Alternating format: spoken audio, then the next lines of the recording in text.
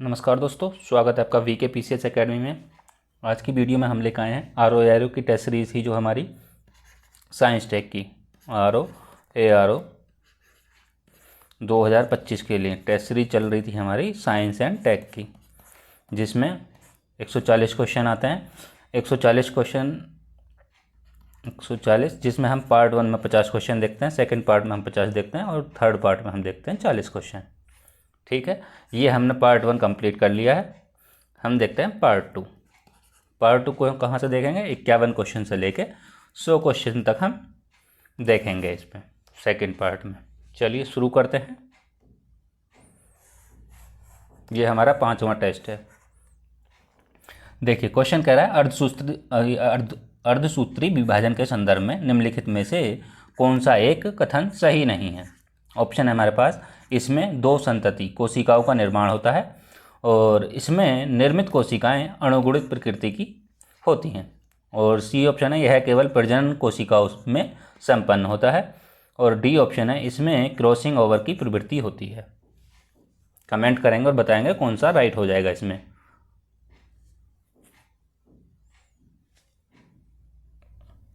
देखिए, ऑप्शन ये कह रहा है इसमें 2 संतति कोशिकाओं का निर्माण होता है। 2 का नहीं होता है, 4 का होता है। 4 संतति कोशिकाओं का निर्माण होता है। 4, ठीक है। इसकी प्रकृति कैसी होती है? प्रकृति जो है अणुगुणित होती है। निर्मित कोशिकाएं अणुगुणित प्रकृति की होती हैं। इसमें क्या होता है, आगे निषेचन की प्रक्रिया में ये भाग लेती हैं। क्या करती हैं? आगे निषेचन की प्रक्रिया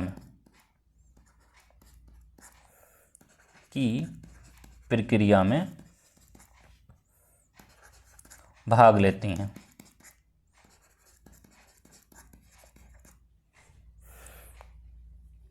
और इनके जो गुणसूत्रों की संख्या है,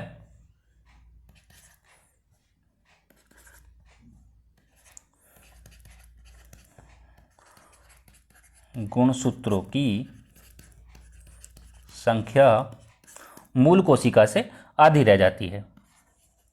मूल कोशिका से क्या रह जाती है?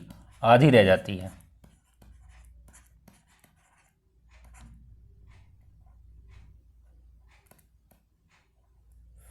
रह जाती है। ये केवल प्रजनन कोशिका में संपन्न होती हैं। ये ठीक है आपका, ये भी ठीक है, लेकिन ये गलत हो जाएगा। गलत ही पूछा है, सही नहीं है। तो इसमें क्रॉसिंग ओवर की प्रवृत्ति भी देखी जाती है। और क्या होता है इसमें? सजीव के गुणों को, अर्धसूत्री विभाजन की बात हो रही है, ठीक है। अर्धसूत्री विभाजन में सजीव के गुणों को एक पीढ़ी से दूसरी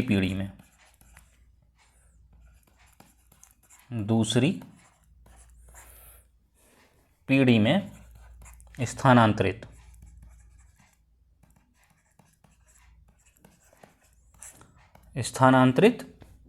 करने के लिए उत्तरदायी है। करने के लिए उत्तरदायी होती है। करने के लिए उत्तरदायी होती है। चलिए नेक्स्ट क्वेश्चन देखते हैं हम। देखिए, क्वेश्चन है श्वेत रुधिर कणिकाओं के संदर्भ में, जिसको हम क्या कहते हैं? WBC भी कहते हैं। निम्नलिखित में से कौन सा एक कथन सही नहीं है? इसमें भी ऑप्शन पूछ रहा है, सही नहीं है।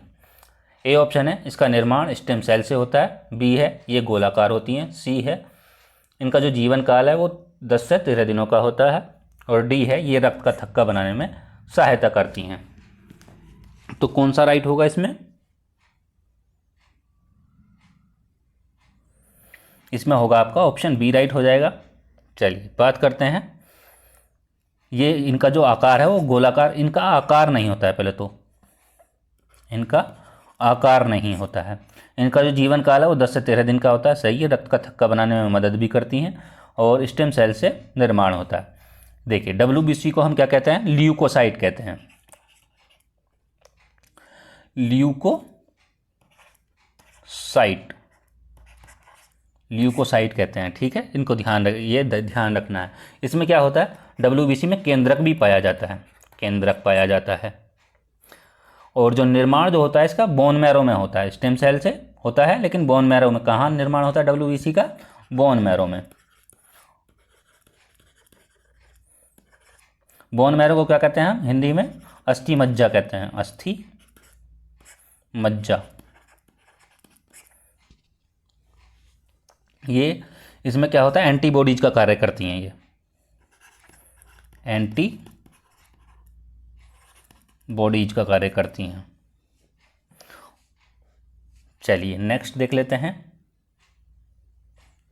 क्वेश्चन है, पौधे की छाल हवा और पानी के लिए अभेद होती हैं, इसमें सुबेरिन नामक रसायन पाया जाता है। ऑप्शन है हमारे पास, दोनों सही हैं, और RA की सही व्याख्या करता है, A सही है, R गलत है, और दोनों सही हैं और व्याख्या नहीं करता है, A गलत है, R सही है।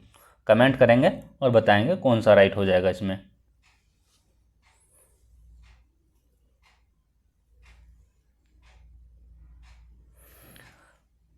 देखिए, पौधे की छाल हवा और पानी के लिए अभेद है, और इसमें सुबेरिन नामक रसायन भी पाया जाता है। ऑप्शन दोनों ठीक है, कथन भी और कारण भी। इसमें हो जाएगा आपका ऑप्शन A, दोनों सही हैं और व्याख्या भी करता है।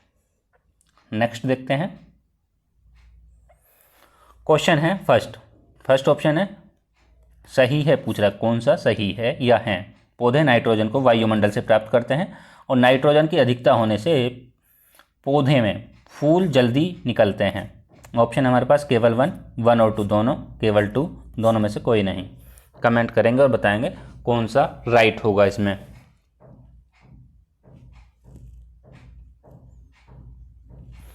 देखिए, इसमें होगा आपका ऑप्शन A राइट हो जाएगा। पौधे नाइट्रोजन को वायुमंडल से प्राप्त करते हैं, और जो नाइट्रोजन की अधिकता के कारण नहीं होता है, इसमें कुछ विलंब होता है, कुछ देरी से होता है, विलंब होने से फूल जल्दी निकलते हैं। ऑप्शन ये गलत हो जाएगा। नेक्स्ट देखते हैं। क्वेश्चन है, एक तरफ विटामिन दिए हैं और दूसरी तरफ कमी से होने वाले रोग दिए हैं। थायमिन के सामने दिया बेरीबेरी, राइबोफ्लेविन के सामने दिया किलोसिस, नियासिन के सामने दिया पेलाग्रा, और टोकोफेरोल के सामने दिया तंत्र संबंधी विकार। कौन सा राइट होगा इसमें? देखिए, थायमिन बेरीबेरी, और राइबोफ्लेविन किलोसिस, नियासिन पेलाग्रा, और टोकोफेरोल तंत्र संबंधी विकार। अब थायमिन को क्या कहते हैं हम? थायमिन को कहते हैं B1, विटामिन B1। इसको कहते हैं, राइबोफ्लेविन को कहते हैं B2, नियासिन को कहते हैं B3, और टोकोफेरोल को क्या कहते हैं? Vitamin E। ये विटामिन ही है सारे, ठीक है। तो आपका हो जाएगा ऑप्शन A राइट हो जाएगा। दिया है कैरोटीन का संश्लेषण, और कैल्शियम के सामने दिया रुधिर स्कंदन, कोबाल्ट के सामने दिया WBC का निर्माण, और तांबे के सामने दिया मेलानिन का निर्माण। ये बताना है सही नहीं है। देखिए, कोबाल्ट जो होता है वो WBC का निर्माण नहीं करता है, RBC का निर्माण करता है, यानी कि रेड ब्लड सेल्स का निर्माण करता है। यदि हम कोबाल्ट की बात करें तो इसका कार्य, देखिए कार्य तो यह हो गया RBC का निर्माण। यदि किसकी कमी से होता है? कोबाल्ट जो होता है वो होता है मस्तिष्क संबंधी विकार, मस्तिष्क संबंधी विकार। यदि बात करें तांबे की, तांबे का काम क्या होता है, कार्य क्या होता है? मेलानिन का निर्माण होता है। इससे क्या, इसकी कमी से कौन सा वो होता है? इसकी कमी से जैसे कि थकान होती है, थकान हुई, और क्या हो, और कमजोरी हुई,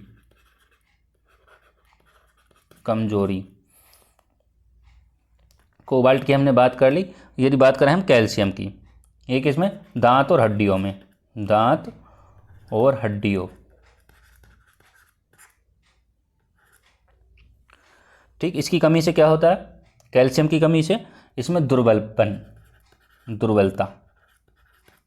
और सल्फर की बात करें, सल्फर को हम क्या कहते हैं? सल्फर को हम गंधक भी कहते हैं। और इसके बारे में यदि बात करें, इसका वो कार्य क्या है, कैरोटीन का संश्लेषण करना। जैसे कि और क्या कार्य हो सकता है, अमीनो अम्ल का, अमीनो अम्ल भी इसका एक कार्य है। और इसकी कमी से क्या होता है, इसकी कमी से प्रोटीन की, इसमें कौन सी कमी होती है, प्रोटीन की कमी होती है। नेक्स्ट क्वेश्चन देखते हैं। क्वेश्चन है, लार में उपस्थित एंजाइमों के संदर्भ में नीचे दिए गए युग्मों पर विचार कीजिए। मियोसिन एंजाइम के सामने दिया, एक तरफ एंजाइम दिए, एक तरफ कार्य दिए। मियोसिन के सामने दिया है भोजन को चिकना बनाना, टाइलिन के सामने दिया है जीवाणुओं को मारना, और लाइसोजाइम के सामने दिया मंड को माल्टोज में बदलना। ऑप्शन है हमारे पास केवल 1 और 2, 1 और 3, 1 2 3। कमेंट करेंगे और बताएंगे कौन सा राइट हो जाएगा।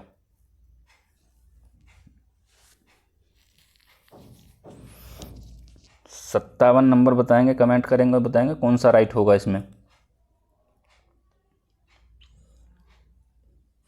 देखिए इसमें होगा आपका ऑप्शन ए राइट हो जाएगा। कौन सा, देखिए मियोसिन का जो काम होता है क्या होता है, मियोसिन का काम होता है भोजन को चिकना बनाना, ये तो ठीक है। अब यदि बात करें टाइलिन की, टाइलिन में क्या होता है, स्टार्च को, यानी कि मंड को स्टार्च भी कहते हैं, तो मंड को माल्टोज में बदलना टाइलिन का काम है, टाइलिन का। और लाइसोजाइम का भी बात करें तो वो जीवाणुओं को मारता है, तो ये इधर का मिक्स हो गया। तो इसमें कौन सा हो जाएगा आपका, ऑप्शन ए राइट हो जाएगा। नेक्स्ट देखते हैं। क्वेश्चन है, निम्नलिखित में से कौन सा एक एंजाइम आमाशय से नहीं निकलता है, pepsin, lactose, rennin, lipase. Comment करेंगे और बताएंगे कौन सा राइट हो जाएगा इसमें।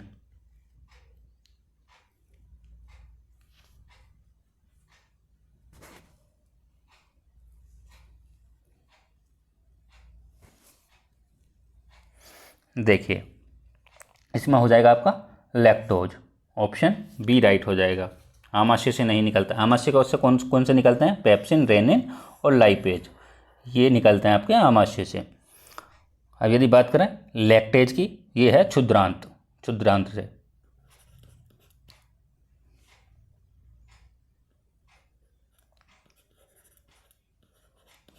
क्षुद्रांत। आगे देख लेते हैं अगला क्वेश्चन। क्वेश्चन है, हाइपोग्लासीमिया के संदर्भ में निम्नलिखित कथनों पर विचार करना। फर्स्ट है, इससे प्रभावित व्यक्ति के रक्त में ग्लूकोज की मात्रा बढ़ जाती है। सेकंड है, इससे प्रभावित व्यक्ति की जनन क्षमता कम होने लगती है। ऑप्शन है केवल 1, केवल 2, दोनों सही, दोनों गलत। कमेंट करेंगे और बताएंगे कौन सा राइट होगा इसमें।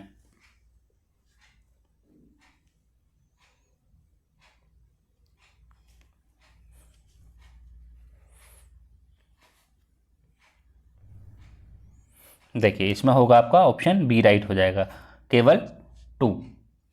तो इससे प्रभावित जो हाइपोग्लाइसीमिया है, ग्लासीमिया है, तो वो क्या करता है, प्रभावित व्यक्ति की जनन क्षमता कम होने लगती है।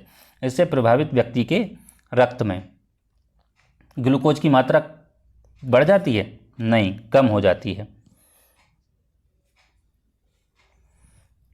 ठीक है। यदि बात करें हम हाइपोग्लाइसीमिया के बारे में, हाइपोग्लासीमिया के बारे में बात करें तो ये तंत्रिका तंत्र और रेटिना कोशिका को, तंत्रिका तंत्र और रेटिना कोशिकाओं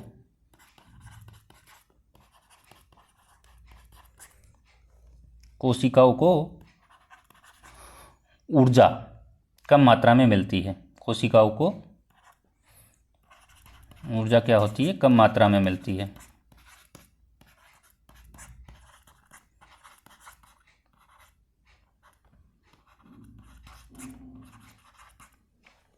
और इससे क्या होता है, जनन क्षमता और दृष्टि ज्ञान, जनन क्षमता कम होती है और तथा दृष्टि ज्ञान भी कम होता है।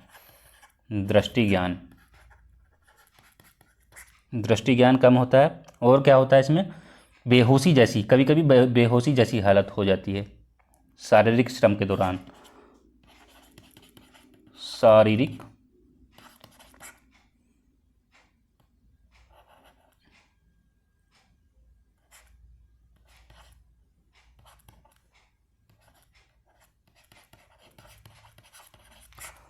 शारीरिक श्रम के दौरान क्या हो जाता है? कभी कभी बेहोशी हो जाती है।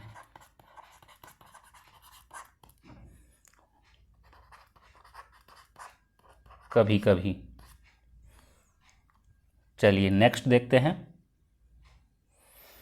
क्वेश्चन है, प्रकाश संश्लेषण के संदर्भ में निम्नलिखित में से कौन सा एक कथन सही नहीं है? ऑप्शन है हमारे पास, यह है उपचयन और अपचयन की क्रिया है। प्रकाश की तीव्रता निम्न होने पर यह घटती है। यह क्रिया लाल और नीले प्रकाश में सर्वाधिक होती है और 37 डिग्री सेंटीग्रेड से कम तापमान इसके लिए अनुकूल होता है। कमेंट करेंगे और बताएंगे कौन सा राइट हो जाएगा इसमें। 60 नंबर कमेंट करेंगे और बताएंगे कौन सा राइट होगा।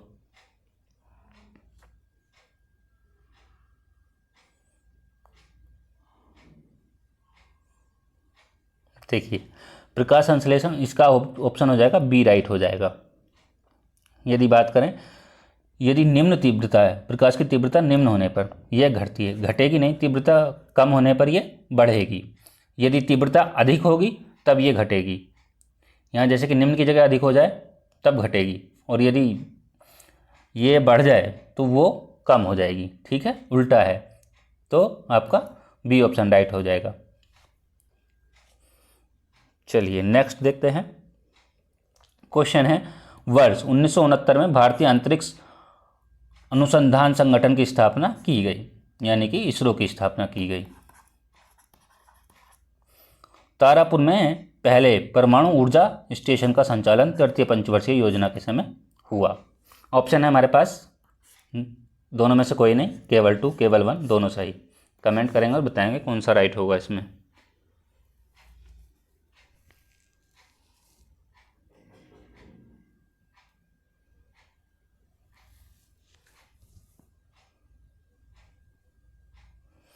देखिए, 1969 में अंतरिक्ष इसरो की स्थापना की गई, ये सही है। कह रहा तारापुर के पहले परमाणु ऊर्जा स्टेशन का संचालन तृतीय पंचवर्षीय योजना में किया गया। तृतीय में नहीं किया गया था, चतुर्थ में किया गया था, फोर्थ में किया गया था, ये ध्यान रखेंगे। और तृतीय पंचवर्षीय योजना कब आई थी? वो आई थी 1961 से लेकर 1961 से 66 के बीच में। यदि फोर्थ की बात करें, फोर्थ कब आई थी? ये आई थी 1969 से लेकर 74 में, 74, 74। ठीक है। निर्माण जो हुआ था, निर्माण हुआ था 61 में, लेकिन चालू जो हुई थी वो हुई थी 69 में। ये तारापुर की बात करें, तारापुर कहाँ है? ये है आपका महाराष्ट्र में, महाराष्ट्र, ये भी ध्यान रखेंगे। नेक्स्ट क्वेश्चन देखते हैं। क्वेश्चन है, क्वांटम संचार।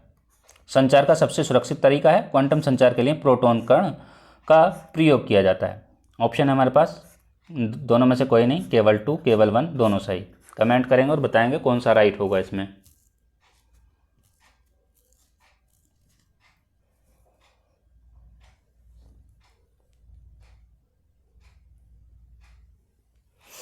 देखिए, इसमें होगा आपका सी ऑप्शन राइट।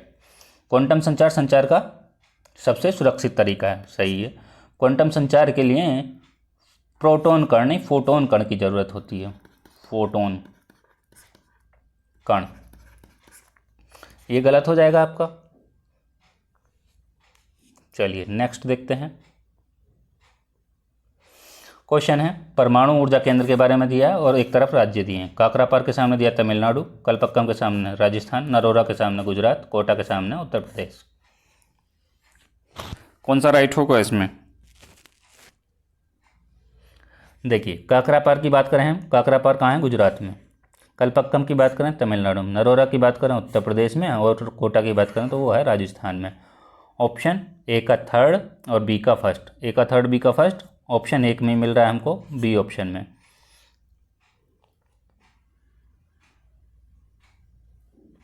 चलिए नेक्स्ट देख लेते हैं।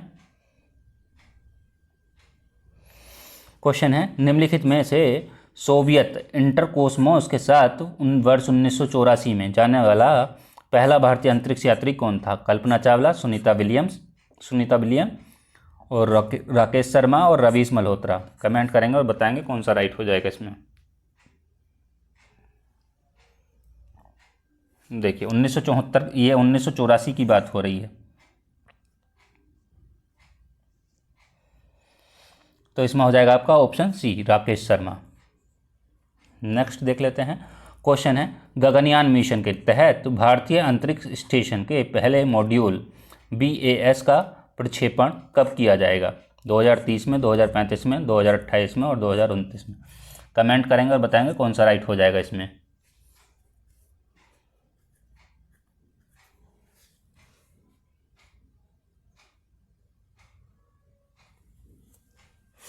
इसमें हो जाएगा आपका ऑप्शन सी राइट, 2028। तो इम्पोर्टेंट क्वेश्चन है, ध्यान रखेंगे। नेक्स्ट देखते हैं। क्वेश्चन है, चंद्रयान 4 मिशन के संदर्भ में निम्नलिखित कथनों पर विचार करना है। फर्स्ट है, इस मिशन के तहत चंद्रमा की सतह पर सफलतापूर्वक लैंड करने के पश्चात पृथ्वी पर वापस आने वाली प्रौद्योगिकियों का विकास किया जाएगा। इस मिशन के तहत 2030 तक चंद्रमा पर भारत की मानवयुक्त लैंडिंग का लक्ष्य रखा गया। ऑप्शन हमारे पास हैं केवल 1, केवल 2, दोनों सही, दोनों गलत। कमेंट करेंगे और बताएंगे कौन सा राइट हो जाएगा इसमें।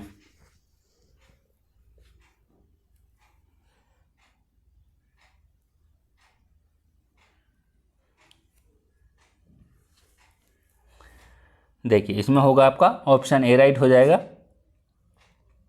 और ये 2030 नहीं होगा यहाँ पे, इस मिशन के तहत 2030 तक नहीं, 2040 तक भारत की मानवयुक्त लैंडिंग का लक्ष्य रखा गया है। देखते हैं, ये 18 सितंबर 2024 को मोदी की अध्यक्षता में केंद्रीय मंत्रिमंडल की मंजूरी मिली और ये कब 36 महीनों के अंदर पूरा करने का लक्ष्य है इसको। 36 मंथ। नेक्स्ट देखते हैं। क्वेश्चन है, पुनर्प्रयोज्य प्रक्षेपण यान के संदर्भ में निम्नलिखित कथनों पर विचार करना है। जून 2024 में इस यान का सफल परीक्षण भारतीय अंतरिक्ष अनुसंधान संगठन इसरो ने कर्नाटक के चित्रदुर्ग में किया।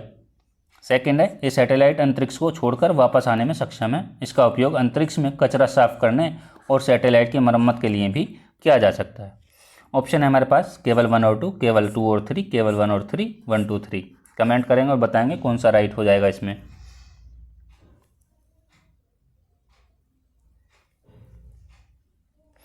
इसमें हो जाएगा आपका तीनों राइट हो जाएंगे, ऑप्शन डी राइट हो जाएगा। नेक्स्ट देखते हैं। क्वेश्चन है, जैव प्रौद्योगिकी के संदर्भ में निम्नलिखित कथनों पर विचार करना है। जैव प्रौद्योगिकी यानी कि बायोटेक्नोलॉजी द्वारा ऐसी फसलें उत्पन्न की जाती हैं जिनमें कीटनाशकों की आवश्यकता अत्यधिक होती है। सेकेंड है, बीटी कपास, बीटी मक्का जैसी फसल जैव प्रौद्योगिकी द्वारा उत्पन्न फसलों का उदाहरण है। केवल 1, केवल 2, दोनों गलत, दोनों सही। कमेंट करेंगे और बताएंगे कौन सा राइट होगा इसमें।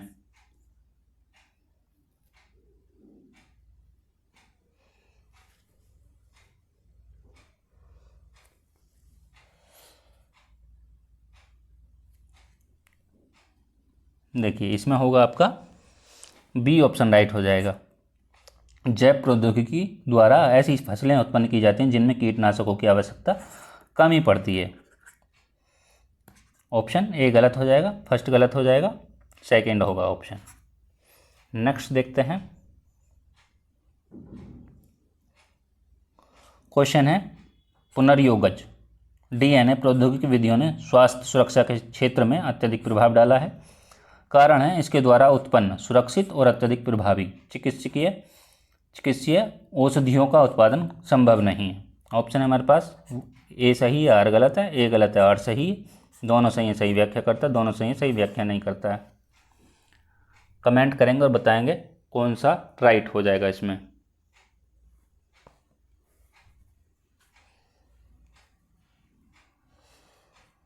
देखिए, पुनर्योगज डीएनए प्रौद्योगिकी विधियों ने स्वास्थ्य सुरक्षा के क्षेत्र में अत्यधिक प्रभाव डाला है, ये ठीक है। कह रहा है, इसके द्वारा उत्पन्न सुरक्षित और अत्यधिक प्रभावी चिकित्सीय औषधियों का उत्पादन संभव नहीं है। नहीं, ऐसा नहीं है, संभव है। ऑप्शन ये गलत हो जाएगा। तो कौन सा सही होगा? ए सही, आर गलत, ऑप्शन ए राइट हो जाएगा। नेक्स्ट देखते हैं। क्वेश्चन है जीन चिकित्सा के बारे में, जीन थेरेपी के बारे में निम्नलिखित कथनों पर विचार करना है। फर्स्ट है, इस चिकित्सा द्वारा बच्चे या भ्रूण में उपस्थित जीन दोषों का सुधार किया जा सकता है। और इस चिकित्सा का सर्वप्रथम प्रयोग जून 2024 में एक 4 वर्षीय लड़की ने एडिनोसिन या डीएमिनेज एडीए की कमी को दूर करने के लिए किया गया है। ऑप्शन है हमारे पास केवल 1, केवल 2, दोनों गलत, दोनों सही। कमेंट करेंगे और बताएंगे कौन सा राइट हो जाएगा इसमें।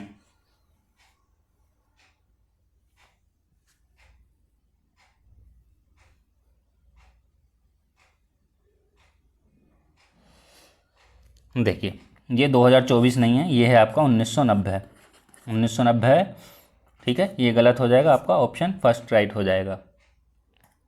ये 1990 में किया गया है ऐसा, ऑप्शन ए राइट हो जाएगा। नेक्स्ट देखते हैं।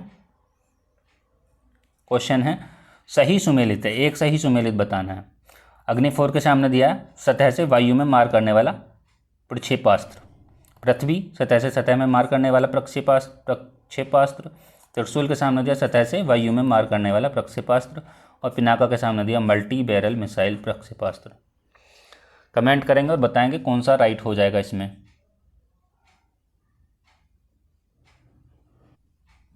देखिए, इसमें ये सही सुमेलित नहीं है पूछा गया है, सही सुमेलित नहीं है, तो इसमें हो जाएगा आपका ऑप्शन ए राइट हो जाएगा। ये बाकी 3 सही है।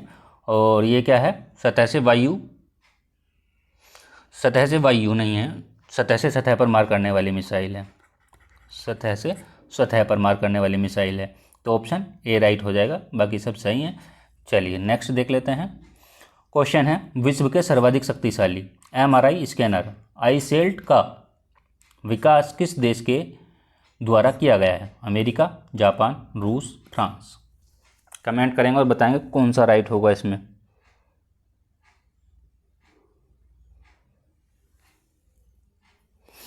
इसमें होगा आपका एमआरआई स्कैनर आईसेल्ट, फ्रांस राइट होगा। नेक्स्ट देखते हैं।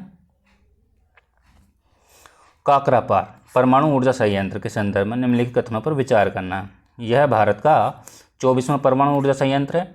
यह भारत का पहला स्वदेशी 700 मेगावाट क्षमता का दावित भारी जल रिएक्टर है। ऑप्शन है हमारे पास केवल 1, केवल 2, दोनों गलत, दोनों सही। कमेंट करेंगे और बताएंगे कौन सा राइट होगा इसमें।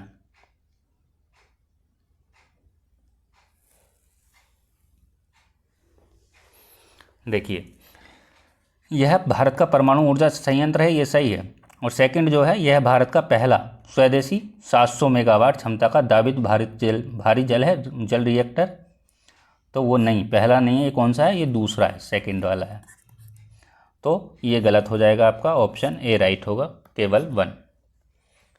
नेक्स्ट देखते हैं। क्वेश्चन है निम्नलिखित में से जेनेटिक इंजीनियरिंग में किसका प्रयोग किया जाता है? माइटोकॉन्ड्रिया, राइबोसोम, प्लाज्मिड या डिप्लोकोकस। कमेंट करेंगे और बताएंगे कौन सा राइट हो जाएगा इसमें।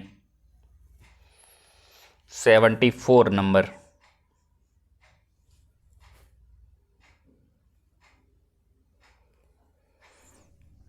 देखिए, जेनेटिक इंजीनियरिंग में किसका प्रयोग होता है? प्लाज्मिड का प्रयोग होता है, ऑप्शन सी राइट हो जाएगा।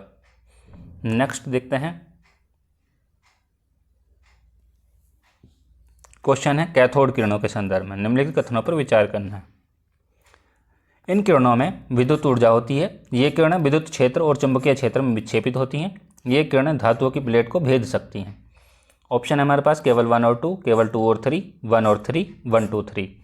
कमेंट करेंगे और बताएंगे कौन सा राइट होगा इसमें।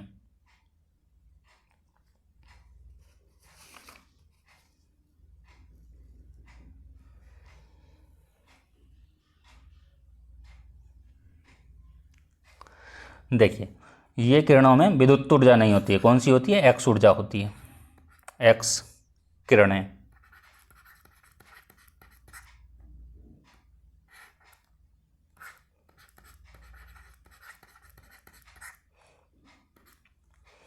यदि कैथोड किरणों के बारे में बात करें तो ये कैसी रेखा में चलती हैं? सीधी रेखा में, सरल रेखा में चलती हैं, सरल रेखा में चलेंगी, सरल रेखा में चलेंगी। ये क्या होती हैं? प्रतिदीप्ति, ये किरणें प्रतिदीप्ति उत्पन्न होती हैं। किरणें कैसी होती हैं?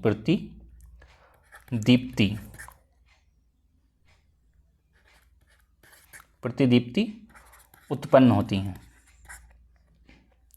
ये जो किरणें होती हैं कैथोड किरणें, ये ऋणावेशित होती हैं, ऋणावेशित। और यदि बात करें कैथोड किरणों के बारे में, गैसों को आयनीकृत कर देती हैं। ये क्या कर देती हैं? आयनीकृत कर देती हैं।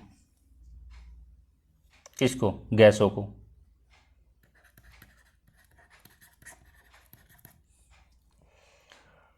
तो कौन सा राइट हो जाएगा आपका? ऑप्शन बी राइट हो जाएगा। नेक्स्ट देखते हैं।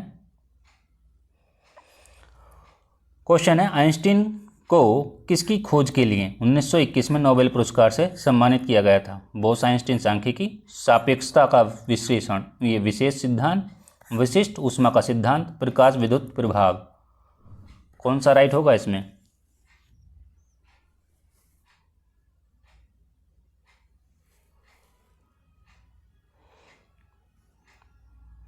देखिए इसमें होगा आपका ऑप्शन डी राइट हो जाएगा, प्रकाश विद्युत प्रभाव। चलिए नेक्स्ट देखते हैं। क्वेश्चन है, प्रकाश विद्युत सेल के संदर्भ में निम्नलिखित कथनों पर विचार करना है। फर्स्ट है, इस सेल के द्वारा विद्युत ऊर्जा को प्रकाश ऊर्जा में परिवर्तित किया जाता है और इसका सर्वाधिक उपयोग सिनेमा घरों में ध्वनि के पुनरुत्पादन और टेलीविजन में किया जाता है। ऑप्शन है हमारे पास केवल 1, केवल 2, दोनों गलत, दोनों सही। कमेंट करेंगे और बताएंगे कौन सा राइट हो जाएगा इसमें।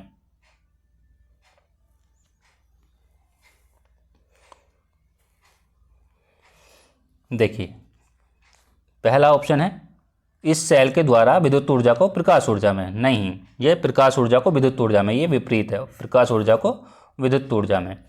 ऑप्शन पहला गलत हो जाएगा। इसका सर्वाधिक उपयोग सिनेमा घरों में ध्वनि के पुनरुत्पादन एवं टेलीविजन में किया जाता है, ये ऑप्शन सही है आपका, केवल 2 ऑप्शन राइट होगा। नेक्स्ट देखते हैं। क्वेश्चन है, ट्यूबलाइट में लेप के रूप में चढ़ाए जाने वाले प्रतिदीप्त पदार्थ तथा उनसे उत्सर्जित प्रकाश के रंगों से संबंधित युग्म सही सुमेलित हैं। प्रदीप्त पदार्थ, उत्पन्न प्रकाशों का रंग।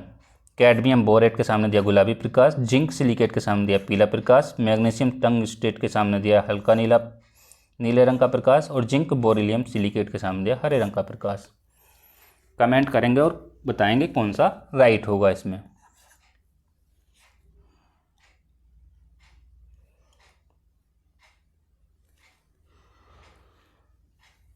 देखिए इसमें होगा आपका कौन सा? इसमें होगा आपका बी ऑप्शन राइट, केवल 2। अब हम देखेंगे कि हाँ कौन कौन से इनमें चारों में कौन से 2 राइट हैं। देखिए जिंक सिलिकेट की बात करें तो जिंक सिलिकेट में क्या होता है? ये हरे रंग का प्रकाश होता है, हरे रंग का प्रकाश होता है। यदि बात करें जिंक बोरिलियम सिलिकेट की तो इसमें क्या होता है? इसमें होता है पीले रंग का प्रकाश, यानी कि पीला प्रकाश। तो ये आपके जिंक सिलिकेट और जिंक बोरिलियम सिलिकेट, ये तो आपके गलत हो जाएंगे। ए नहीं, हाँ ये गलत हो जाएंगे, ए और सी आपका सही हो जाएगा। सही सुमेलित पूछा गया है, ठीक है। चलिए नेक्स्ट देखते हैं।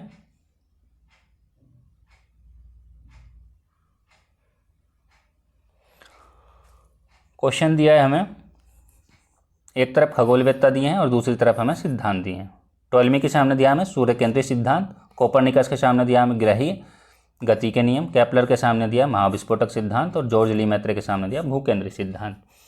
कमेंट करेंगे और बताएंगे कौन सा राइट है।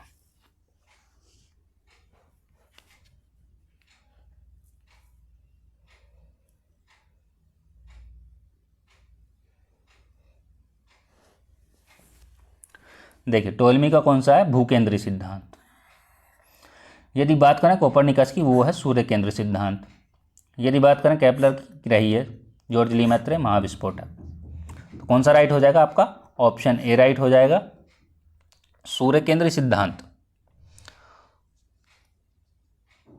भूकेंद्रीय सिद्धांत, अब ये कब कब दिए गए हैं ये भी आपको पता होना चाहिए। जो सूर्य केंद्रीय सिद्धांत कोपरनिकस द्वारा दिया गया है, वो इनको कोपरनिकस को क्या कहा जाता है? आधुनिक खगोलिकी का जनक कहा जाता है। आधुनिक खगोलिकी का जनक।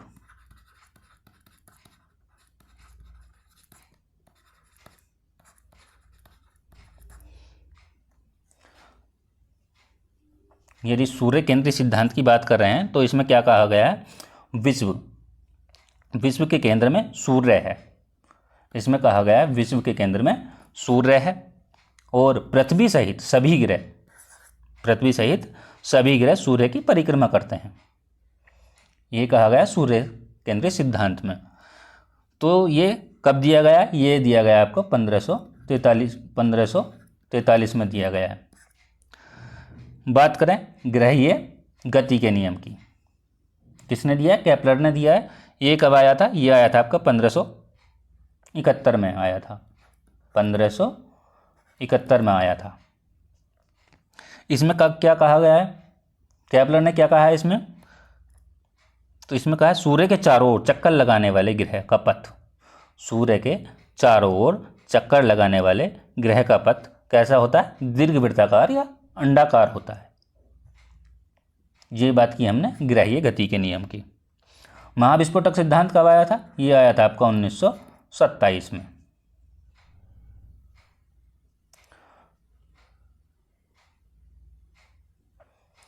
ठीक है। भूकेंद्रीय सिद्धांत की बात करें, ये आया था 140 ईस्वी में।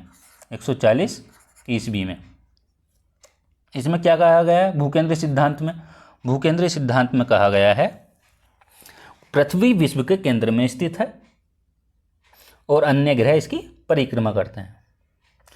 पृथ्वी विश्व के केंद्र में स्थित है और अन्य ग्रह इसकी परिक्रमा करते हैं, तो ये भी ध्यान रखना है।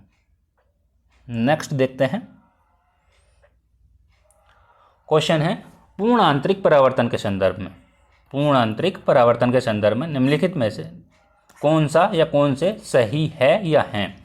फर्स्ट है पानी में हवा भरे बुलबुले चमकना, कालिक से पोता हुआ गोला चमकना, पानी से भरे बर्तन की तली में पड़े हुए सिक्के का ऊपर उठा हुआ दिखाई देना।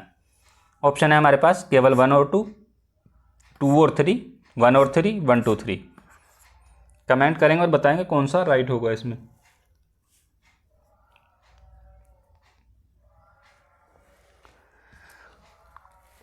देखिए इसमें होगा आपका ऑप्शन ए राइट हो जाएगा।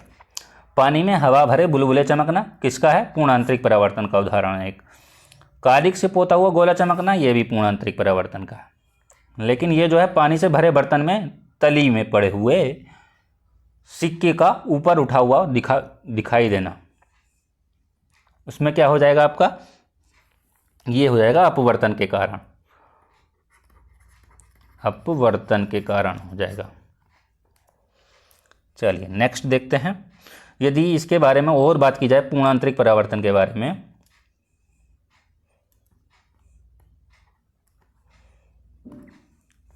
यदि हम और बात करें पूर्ण आंतरिक परावर्तन के बारे में, इसमें क्या होता है? जो ठंडे प्रदेश होते हैं, ठंडे या एकदम गर्म, जैसे कि मरुस्थल, उसमें देशों की जो मरीचिका है वो दिखाई देती है। ठंडे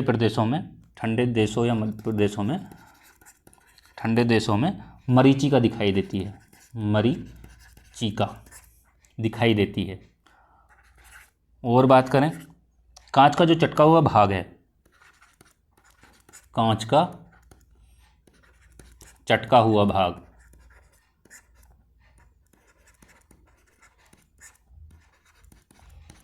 कांच का चटका हुआ भाग चमकीला जो दिखाई देता है वो पूर्ण आंतरिक परिवर्तन के कारण दिखाई देता है। चटका हुआ भाग चमकीला दिखाई देता है।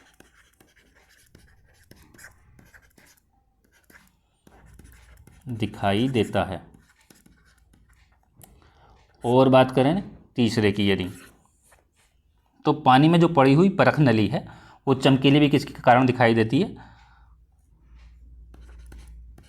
पानी में जो परख नली होती है वो चमकीली किसके कारण दिखाई देती है? परख नली जो चमकीली दिखाई देती है वो दिखाई देती है पूर्ण आंतरिक परावर्तन के कारण। चलिए नेक्स्ट क्वेश्चन देखते हैं, ये तो हमने देख लिया है। नेक्स्ट देखें, क्वेश्चन है वायुमंडलीय अपवर्तन के कारण। यहाँ अपवर्तन, वहाँ पूर्ण आंतरिक परावर्तन की बात हो रही, और यहाँ अपवर्तन के कारण होने वाले परिवर्तनों के संदर्भ में निम्नलिखित में से कौन सा सही है या है? मृगमरीचिका का बनना, तारों का टिमटिमाना, सूर्योदय और सूर्यास्त के समय सूर्य का चपटा दिखाई देना। हमारे पास ऑप्शन है केवल 1 और 2, केवल 2 और 3, 1 और 3, 1 2 3। कमेंट करेंगे और बताएंगे कौन सा राइट हो जाएगा इसमें।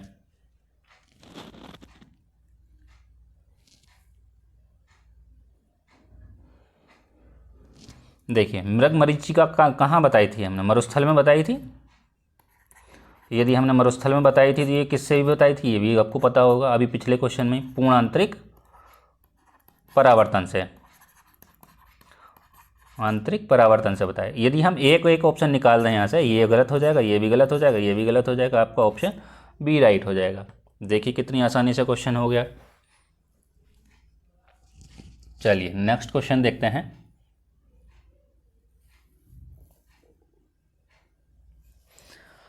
क्वेश्चन है हमारा, भौतिक राशियां दी हैं और एक तरफ इकाई दी हैं।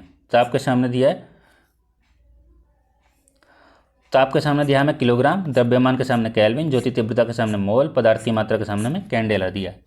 हमारे पास है ऑप्शन ए। कमेंट करेंगे और बताएंगे कौन सा राइट होगा इसमें।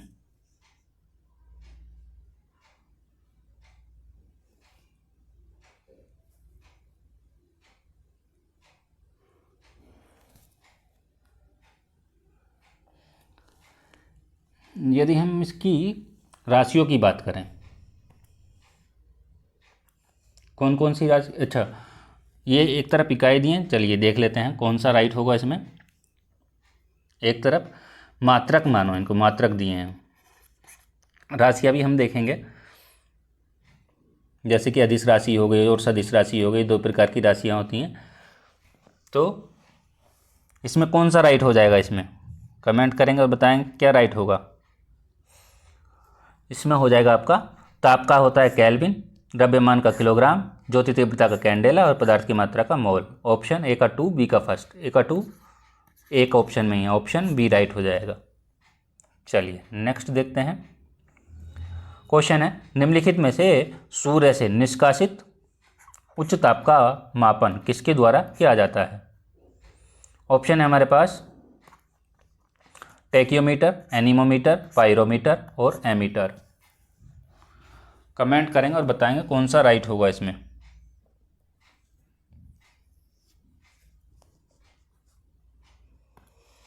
देखिए हम टेक्योमीटर की बात करें, टेक्योमीटर में क्या होता है?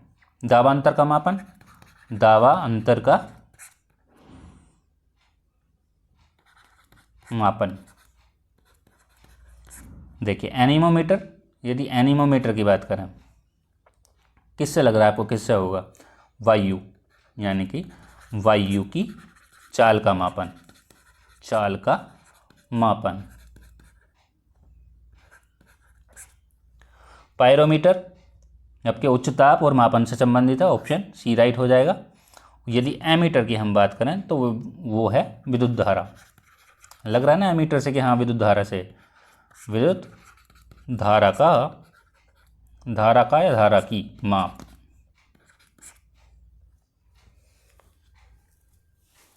चलिए देखते हैं नेक्स्ट क्वेश्चन के बारे में। क्वेश्चन है, सदिश राशि के संदर्भ में निम्नलिखित कथनों पर विचार करना है। इन राशियों में केवल परिणाम होता है और दिशा नहीं होती। सेकंड है, चुंबकीय क्षेत्र तीव्रता और चुंबकीय क्षेत्र प्रेरण सदिश राशियों के उदाहरण हैं। ऑप्शन है हमारे पास केवल 1, केवल 2, दोनों गलत, दोनों सही। कमेंट करेंगे और बताएंगे कौन सा राइट हो जाएगा इसमें।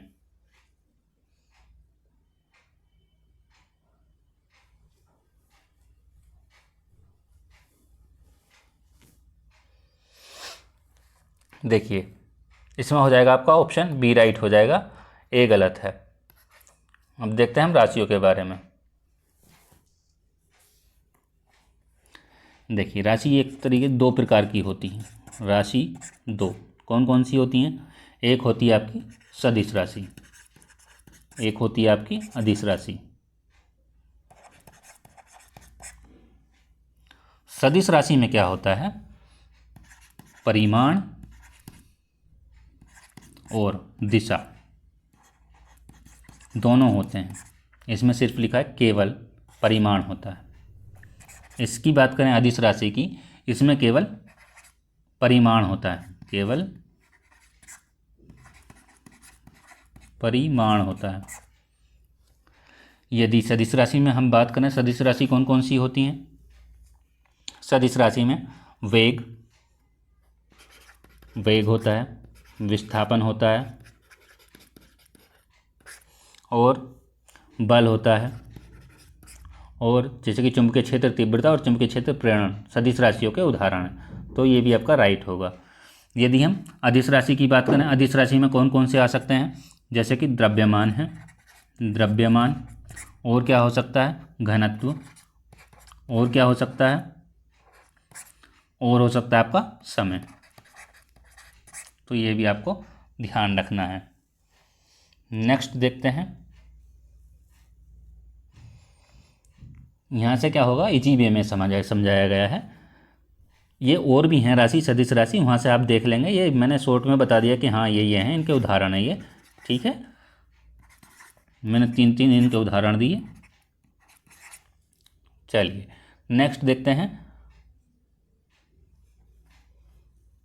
निम्नलिखित में से कौन सा एक न्यूटन के जड़त्व के नियम से संबंधित नहीं है? रुकी हुई गाड़ी के अचानक चल पड़ने पर उसमें बैठे यात्रियों का पीछे की ओर झुक जाना। जैसे रुकी हुई गाड़ी है और वो अचानक से चल पड़े, उसमें बैठे यात्री पीछे की ओर झुक जाते हैं। सेकंड है, चलती हुई गाड़ी के अचानक ब्रेक लगने पर, जैसे कि चलती गाड़ी चल रही है, उसमें अचानक ब्रेक लग जाए तो उसमें क्या होगा, बैठे यात्री आगे की ओर झुक जाते हैं। सी है, कराटे खिलाड़ियों द्वारा, जो कराटे खिलाड़ी होते हैं उनके द्वारा हाथ के प्रहार से ईंटों की पट्टी तोड़ना। और डी है, गोली मारने से कांच में गोल छेद हो जाता है। जैसे गोली मारेंगे कांच में छेद हो जाएगा, लेकिन पत्थर मारेंगे तो क्या हो जाएगा, उसके टुकड़े हो जाएंगे। पत्थर मारने से कांच के टुकड़े हो जाना। कौन सा राइट होगा, कमेंट करेंगे और बताएंगे।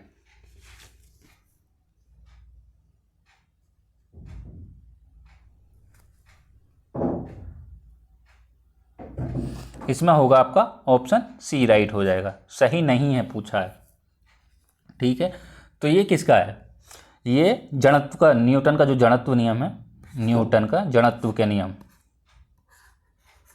तो ये इससे नहीं है। किसका है, ये है आपका आवेग का नियम। यहाँ करेगा आपका आवेग का नियम का सी ऑप्शन। चलिए नेक्स्ट देखते हैं, क्वेश्चन है, निम्नलिखित ऊर्जा रूपांतरण के संदर्भ में कौन सा एक सही युग्म सही सुमेलित नहीं है? सौर सेल के सामने दिया है प्रकाश ऊर्जा को विद्युत ऊर्जा में, माइक्रोफोन को दिया है यांत्रिक ऊर्जा को विद्युत ऊर्जा में, बल्ब का जलना विद्युत ऊर्जा को प्रकाश एवं ऊष्मा ऊर्जा में, और सितार को दिया है यांत्रिक ऊर्जा में, ध्वनि ऊर्जा में, यांत्रिक ऊर्जा को ध्वनि ऊर्जा में। कमेंट करेंगे और बताएंगे कौन सा राइट हो जाएगा इसमें। मैक्रो या माइक्रो, ये देखिए माइक्रो लिखा है, माइक्रोफोन।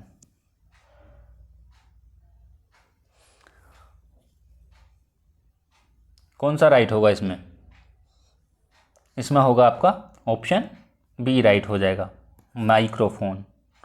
यांत्रिक ऊर्जा नहीं होगा इसमें, यांत्रिक ऊर्जा की क्या होगा, ध्वनि ऊर्जा होगा, ध्वनि ऊर्जा होगा, यांत्रिक ऊर्जा नहीं होगा। तो ध्वनि ऊर्जा को विद्युत ऊर्जा में बदला जाएगा। नेक्स्ट देखते हैं, क्वेश्चन है, पेड़ पौधों की शाखाओं, तनों और पत्तियों तक जल और आवश्यक लवण किस क्रिया के द्वारा संपन्न होता है? प्रश्ननाभ के द्वारा, केशिकात्व के द्वारा, श्यानता के द्वारा, या धारा रेखीय प्रवाह के द्वारा? कमेंट करेंगे और बताएंगे कौन सा राइट होगा इसमें।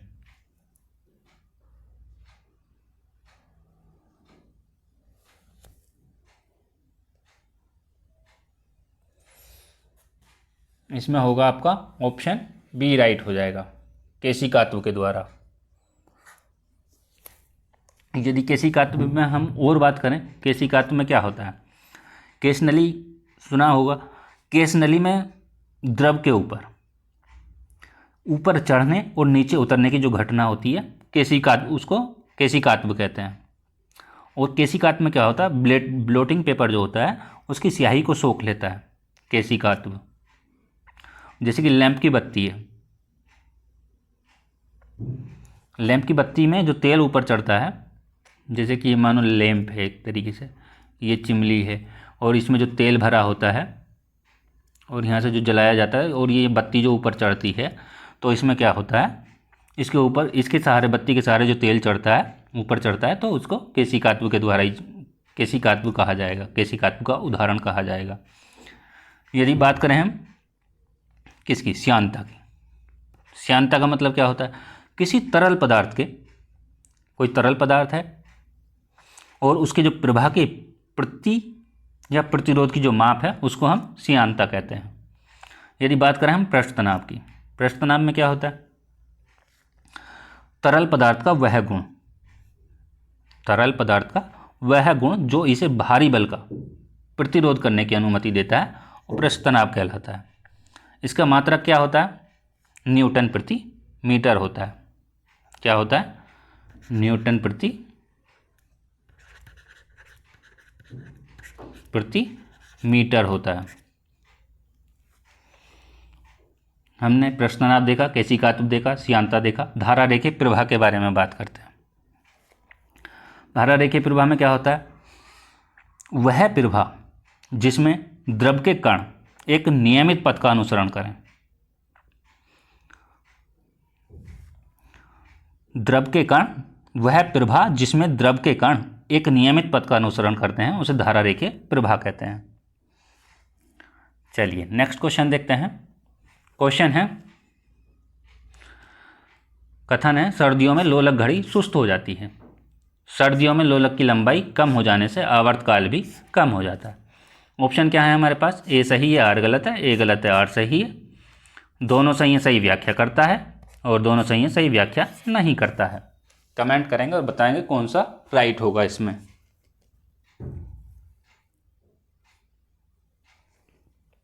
अट्ठासी नंबर में बताएंगे क्या राइट होगा।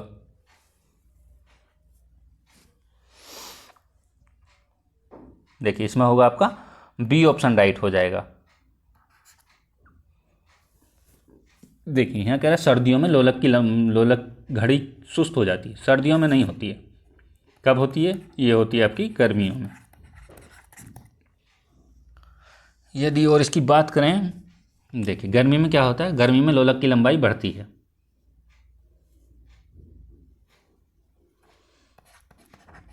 गर्मी में लोलक की लंबाई क्या होती है, लोलक की लंबाई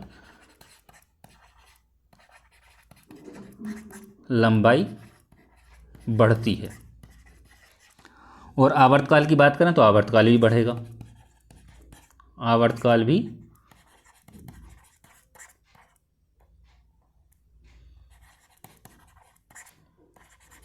बढ़ेगा। यदि आवर्तकाल बढ़ेगा तो घड़ी क्या हो जाएगी, सुस्त हो जाएगी, घड़ी सुस्त हो जाएगी। यदि बात करें हम सर्दी की, यदि सर्दी की बात करें तो सर्दी में क्या होता है, लोलक की लंबाई कम हो जाती है। लोलक की लंबाई क्या हो जाती है, कम हो जाती है। आवर्तकाल क्या होता है, आवर्तकाल भी कम हो जाएगा। और घड़ी कैसी हो जाएगी, घड़ी तेज चलेगी, घड़ी तेज हो जाएगी, सुस्त नहीं रहेगी। ठीक, तो इसमें आपका बी ऑप्शन हो जाएगा। नेक्स्ट देखते हैं।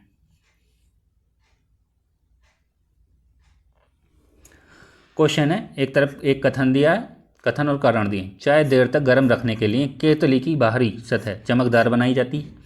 कारण है हमारे पास, केतली की चमकदार सतह बाहर से ऊष्मा का अवशोषण करती है और भीतर की ऊष्मा बाहर की ओर जाने देती है। ऑप्शन है हमारे पास, ए सही है, आर गलत है, ए गलत है, आर सही है, दोनों सही, सही व्याख्या करता है, दोनों सही है, सही व्याख्या नहीं करता है। कमेंट करेंगे और बताएंगे कौन सा राइट होगा। देखिए पहला ऑप्शन कह रहा है चाय देर तक गर्म रखने के लिए केतली की बाहरी सतह चमकदार बनाई जाती है, सही है। सेकंड है केतली की चमकदार सतह बाहर से ऊष्मा का अवशोषण करती है और भीतर की ऊष्मा बाहर जाने देती है। यदि ऐसा होगा तो यदि चाय किसी केतली में रखेंगे, हम चाय रखें या गर्म पानी रखें, इस तरीके से कोई भी गर्म चीज़ या ठंडी चीज़ रखेंगे तो ऊष्मा बाहर जाएगी अंदर आएगी, तो उसमें से वो चीज़ें होंगी इसमें, वो उसका फिर महत्व भी क्या रह जाएगा। तो ये आपका गलत हो जाएगा, ऑप्शन होगा आपका ए राइट। नेक्स्ट देखते हैं, क्वेश्चन है मुख्यमंत्री युवा उद्यम विकास अभियान के संदर्भ में निम्नलिखित कथनों पर विचार करना है। इसके तहत एक स्टार्टअप फंड की स्थापना की गई और सेकंड है इसके अंतर्गत 10 लाख सूक्ष्म और लघु मध्यम उद्यम इकाइयां स्थापित करने का लक्ष्य रखा गया है। ऑप्शन है हमारे पास दोनों सही, केवल 2, दोनों में से कोई नहीं, केवल 1। कमेंट करेंगे और बताएंगे कौन सा राइट हो जाएगा इसमें।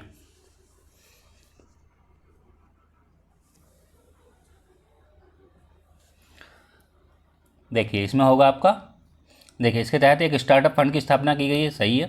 10 लाख सूक्ष्म लघु और मध्यम उद्यम इकाइयां स्थापित करने का लक्ष्य, ये भी ठीक है। ऑप्शन दोनों राइट हो जाएंगे, ये ऑप्शन राइट होगा। नेक्स्ट देखते हैं, क्वेश्चन है हाल ही में उत्तर प्रदेश सरकार ने निम्नलिखित में से किस विश्वविद्यालय के मुख्य भवन में वैदिक 3D संग्रहालय बनाने को मंजूरी दी है। संपूर्णानंद सांस्कृतिक विश्वविद्यालय वाराणसी, श्री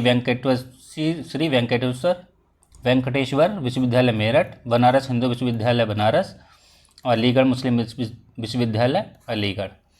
तो इसमें कौन सा हो जाएगा, इसमें होगा आपका ऑप्शन ए संपूर्णानंद संस्कृत विश्वविद्यालय वाराणसी। नेक्स्ट देखते हैं, क्वेश्चन है स्वच्छ नदियों पर स्मार्ट प्रयोगशाला के संदर्भ में निम्नलिखित कथनों पर विचार करना है। यह लखनऊ में स्थापित की गई है। इसका उद्देश्य वरुणा नदी को संरक्षण प्रदान करना है। ऑप्शन है हमारे पास सही बताना है, ऑप्शन है दोनों सही, केवल 1, दोनों में से कोई नहीं, केवल 1। कमेंट करेंगे और बताएंगे कौन सा राइट हो जाएगा इसमें। देखिए यदि बात करें हम, यह लखनऊ में स्थापित की गई है, यह गलत है क्योंकि यह कहाँ स्थापित की गई है, वाराणसी में स्थापित की गई है, वाराणसी में स्थापित। और इसका उद्देश्य वरुणा नदी को संरक्षण प्रदान करना है, ये ऑप्शन ठीक है, ऑप्शन होगा केवल 2, बी ऑप्शन राइट हो जाएगा। नेक्स्ट देखते हैं, क्वेश्चन है विश्व पर्यटन दिवस के सामने दिया है 27 सितंबर, मानवता दिवस के सामने दिया 19 अगस्त और अंतर्राष्ट्रीय साक्षरता दिवस के सामने दिया 8 सितंबर और विश्व ओजोन दिवस के सामने दिया आपको 16 सितंबर। कमेंट करेंगे और बताएंगे कौन सा राइट हो जाएगा इसमें।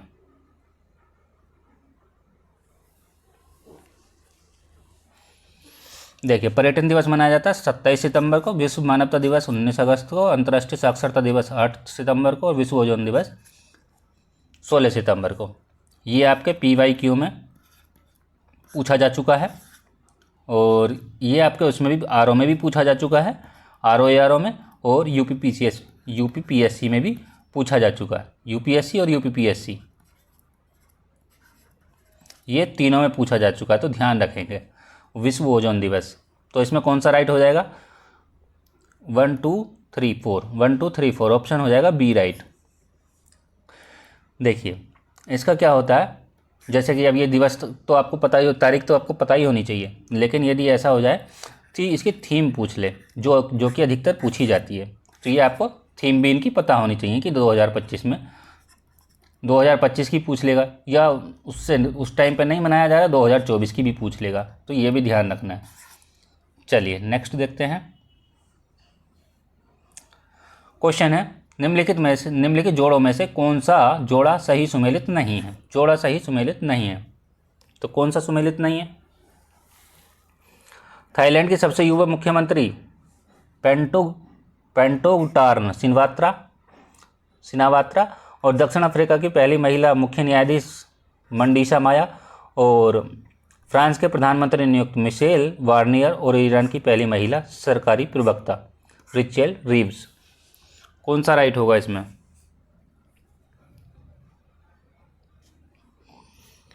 इसमें होगा आपका डी ऑप्शन, ईरान की पहली महिला सरकारी प्रवक्ता। तो वो कौन है? ये हैं आपकी फातेमा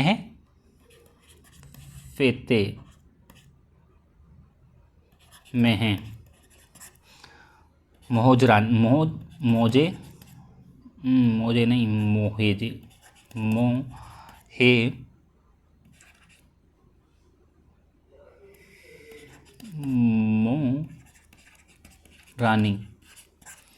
रेचेल रीव्स कहाँ की हैं? ये हैं ब्रिटेन की पहली महिला चांसलर, जिसको वित्त मंत्री भी कहा जाता है, वित्त मंत्री। तो ये भी आपको ध्यान रखना है। नेक्स्ट देखते हैं, क्वेश्चन है 17वें ग्रीष्मकालीन पैरा ओलंपिक खेल 2024 के संदर्भ में निम्नलिखित में से कौन सा कथन सही नहीं है? आयोजन अमेरिका के लॉस एंजलिस में किया गया। आदर्श वाक्य क्या है? Games wide open. भारत ने अभियान में 7 स्वर्ण 9 रजत 13 कांस्य और कुल 29 पदक हासिल किए। अवनी लेखरा ने इस प्रतियोगिता स्वर्ण पदक प्राप्त किया।